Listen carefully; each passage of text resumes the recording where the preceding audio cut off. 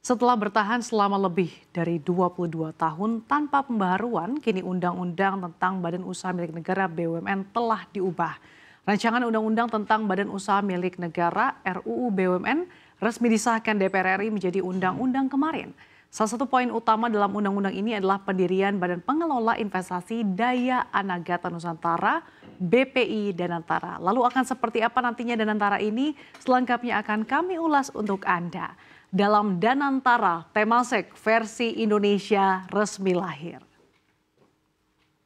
Rancangan Undang-Undang RUU tentang perubahan ketiga atas Undang-Undang Nomor 19 Tahun 2003 tentang BUMN atau Badan Usaha Milik Negara akhirnya resmi disahkan menjadi undang-undang. Aturan tersebut ini akan menjadi payung hukum terbentuknya BP Investasi Danantara. Menteri BUMN Erick Thohir menyatakan BP Investasi Danantara resmi dibentuk dengan disahkannya RUU BUMN menjadi undang-undang. Kemudian menjadi pertanyaan, apa tujuan pembentukan Danantara ini? Nah, tujuannya yaitu untuk pengelolaan BUMN baik secara operasional maupun di dalamnya demi mengoptimalkan pengelolaan dividen dalam rangka membantu mewujudkan target pertumbuhan ekonomi 8% yang dicanangkan Bapak Presiden Prabowo. Nah, Danantara merupakan suatu badan sebelum menjadi super holding yang nantinya akan mengelola aset seluruh perusahaan plat merah. Kemudian yang juga menjadi pertanyaan berikutnya adalah apa sih perbedaan antara Badan Pengelola Investasi Daya Anagata Nusantara BPI Danantara ini dengan Indonesia Investment Authority atau INA sebagai pengelola dana abadi atau Sovereign Wealth Funds atau SWF yang sudah dibentuk sebelumnya. Kita lihat di slide berikutnya. Ada perbedaan antara Danantara dan pengelola dana abadi atau Sovereign Wealth Fund atau SWF RI, yaitu Indonesia Investment Authority atau INA yang kerap kali menjadi pertanyaan semua pihak karena terkesan memiliki peran dan fungsi yang sama.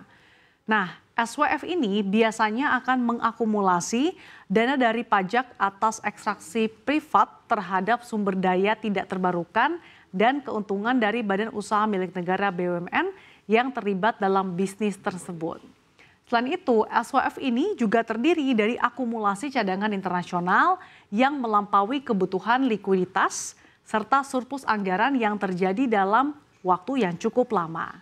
Sementara itu, salah satu fungsi pembentukan Danantara adalah untuk menarik dan juga mengelola investasi. Fungsi yang sebenarnya sama dengan INA, Lembaga Keuangan Pengelola Dana Abadi yang telah dibentuk pada tahun 2021. Tapi Danantara ini memiliki fungsi yang lebih luas dan komprehensif dibandingkan INA. Nah, ide konsolidasi penggabungan perusahaan plat merah dengan lembaga investasi ke dalam satu badan ini muncul dengan melihat dua entitas investasi Singapura, GIC dan juga Temasek.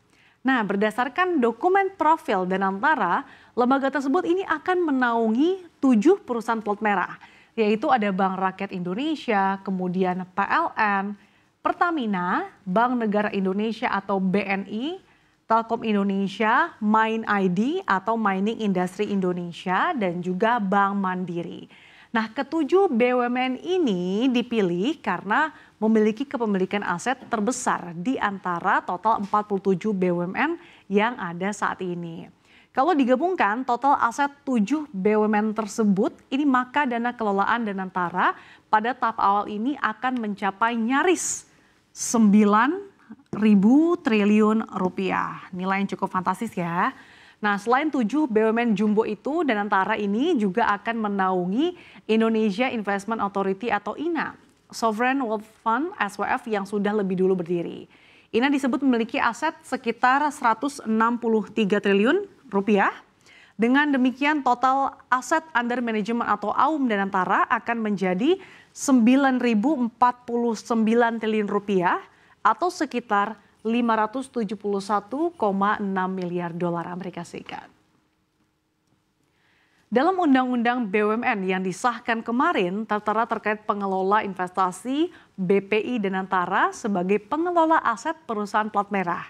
Revisi Undang-Undang BUMN yang telah dibahas sejak tahun 2023 itu memiliki beberapa poin penting. Salah satunya pendirian BPI Danantara yang akan melakukan pengelolaan BUMN secara operasional maupun pengelolaan dividen. Nah, dalam perubahan tersebut, pemerintah dan juga DPR RI bersepakat menetapkan 10 poin penting yang diharapkan akan menjadikan BUMN ini lebih profesional, efisien, dan juga berdaya saing global.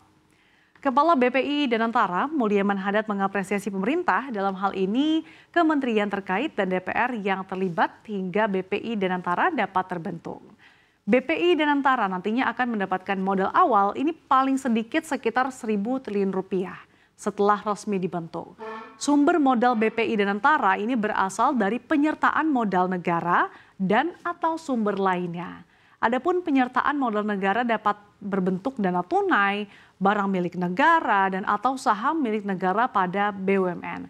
Ia pun optimistis kalau kolaborasi seluruh pihak yang terbina saat ini menjadi landasan yang kuat bagi BPI Danantara untuk nantinya bekerja secara efektif dalam memberikan dampak positif untuk kesejahteraan masyarakat Indonesia sejalan dengan visi Presiden Republik Indonesia. Ia menyebut saat ini pihaknya tengah menyusun langkah-langkah strategis awal dan menginternalisasi mandat yang telah ditetapkan dalam undang-undang.